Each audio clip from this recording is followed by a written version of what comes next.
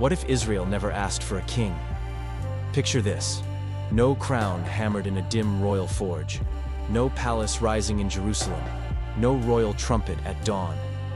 The 12 tribes remain a ring of campfires under the same wide sky, telling stories of deliverance.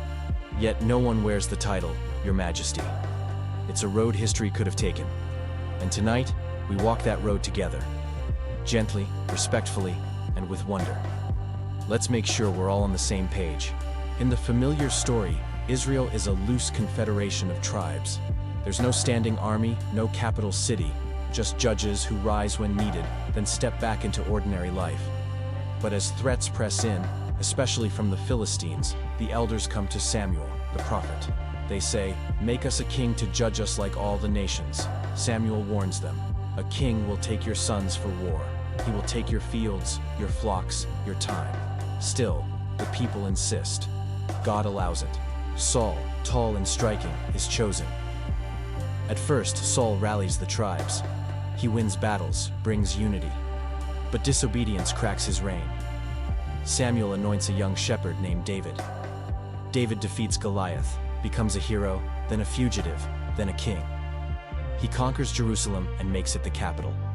He brings the ark near. His son Solomon builds the temple, a gleaming house of worship. Priests, choirs, and a calendar of festivals turn Jerusalem into a spiritual heartbeat. But after Solomon, the kingdom splits in two, north and south, rival thrones, rival altars. Centuries later, conquest, exile, return, and a second temple.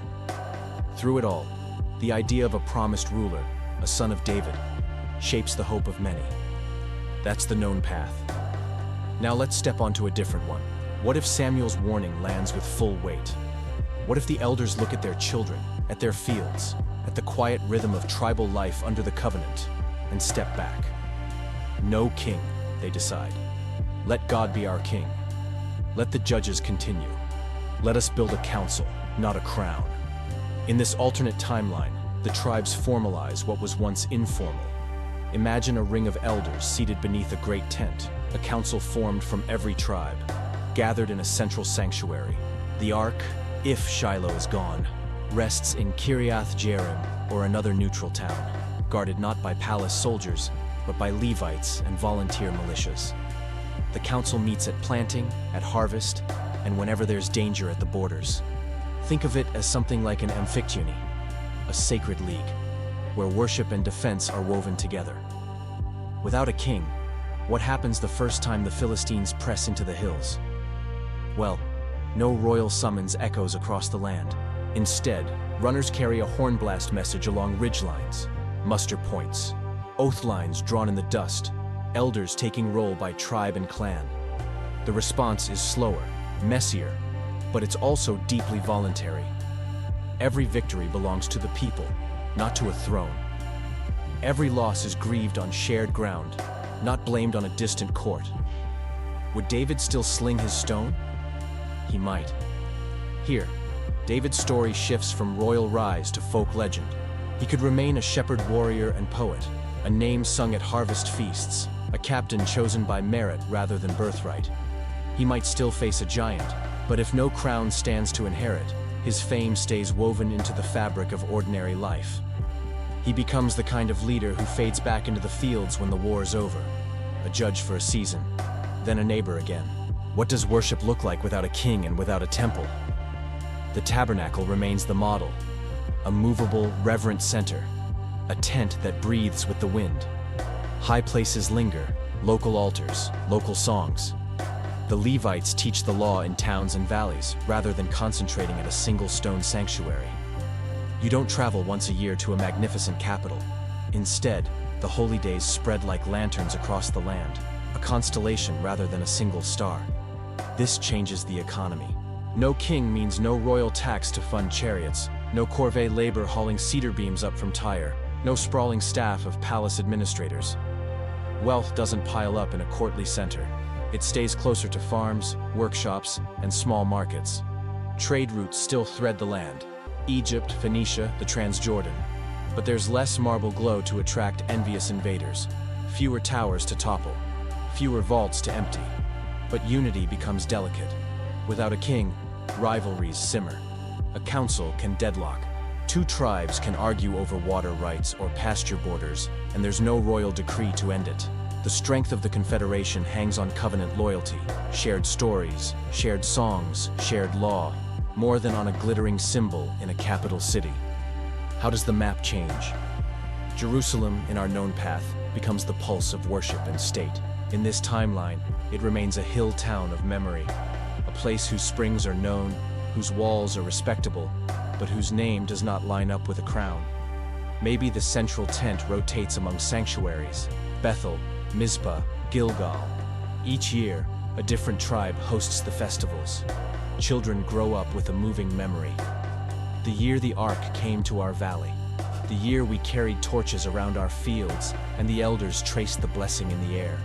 Without a royal court, literature shifts. Psalms still rise, but their path to compilation is slower and more scattered.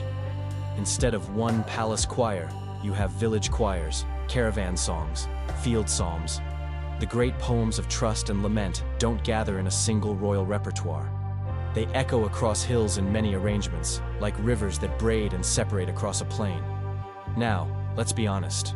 A confederation has advantages, resilience, local initiative, a lighter footprint. But it also has weaknesses. When a superpower like Assyria arrives, with iron discipline and spear points like a silver forest, a council can feel very small. In our reality, kings negotiated, rebelled, paid tribute, or fought. Here, the elders would try diplomacy as a chorus. Letters written with many signatures, oaths sworn before the ark. They might promise passage to caravans, send gifts of oil and grain, offer hostages from several tribes so no one clan bears the full risk. Would that work? Sometimes. Assyria and later Babylon were as interested in stability as they were in glory. A web of small, peaceful communities that pay light tribute could be tolerated. But if the confederation fractures, if one tribe refuses the treaty while another submits, the empire's patience thins. A punitive expedition could burn fields, seize wells, scatter families. Strangely, the very lack of a centralized temple may help the confederation survive spiritually. Without a single sacred building to sack, the heart of worship is harder to break. When an army torches one sanctuary, the tent is already moving to another valley. Songs are not locked behind cedar doors. They are in memory, in breath, in the cedar groves and courtyard gatherings. Exile becomes less an issue of a destroyed center, and more a spreading out of a faith that was already distributed. And what of the prophetic voice? Without a palace, prophets don't have a court to confront. Their audience is the assembly, the marketplace, the harvest threshing floor. Their words run along footpaths, carried by shepherds and traders. Courage looks different here. Instead of pointing at a throne, the prophet points at a circle of elders and says, "You have all become rulers. You must all be just." The message democratizes. Responsibility spreads. In the long arc, something else shifts. The image of hope. In our familiar story, the hope of many is shaped by the promise of a future king from David's line. A royal branch, a shepherd king, a throne made right. In this alternate stream, hope might cling more tightly to other ancient promises. The voice like Moses calling a people to covenant, or a faithful priesthood that teaches justice and mercy. The imagined rescuer looks less like a crowned figure on a dais and more like a teacher in a field, a judge who refuses bribes, a shepherd who knows every name. This isn't doctrinal, it's a respectful thought experiment. But feel the culture bend. Without a crown, music leans from triumph to testimony. Without a palace, architecture leans from monument to meeting place. Without a single capital, geography leans from center and margins to many hearths, one flame. Across the centuries, diaspora might arrive earlier and feel more natural. Families already used to celebrating holy days in many places would carry those rhythms into foreign cities. The synagogue, gathering around reading and prayer, could spread sooner because the habit of local worship is normal from the beginning. A decentralized faith travels well. Meanwhile, politics in the hills stays small. When the Seleucids and Ptolemies later tugged the region like a rope, they struggled to control a people who don't revolve around a capital. There is no single door to bar, no single treasury to seize. Upside: fewer catastrophic collapses.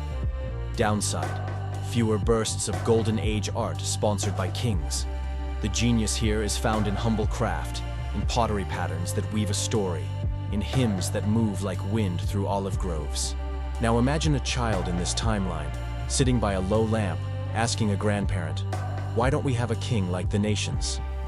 The grandparent smiles and tells the stories of the sea that split without a crown, of judges who rose and returned to their plows, of a tent that still opens its flaps to the presence of God. The lesson becomes communal humility. Power belongs to all. Responsibility belongs to all. Glory belongs to God. Midway through their telling, let's pause together. Would a council-led Israel survive Assyria longer or fall sooner? If you enjoy these respectful what-ifs, tap like and subscribe so you won't miss the next journey. Back to the map. Without a united monarchy, neighboring nations view the highlands differently. The Philistines control the coast and its iron, but their leaders find no single king to duel, no grand treaty to sign. They face 1,000 small frictions: goat herds who know the ravines, slingers who melt into terraces, elders who send bread to the front with no banner to target. The Phoenician cities sail their cedar and purple cloth without a Solomon to lavish contracts upon them. Instead, caravans and small deals occur everywhere, a marketplace spread across a hillside nation. What about law? In our world, royal edicts and temple reforms, like those under Hezekiah and later Josiah, try to purify worship and centralize faith. In this timeline, reform looks like a renewal festival on a rotating schedule.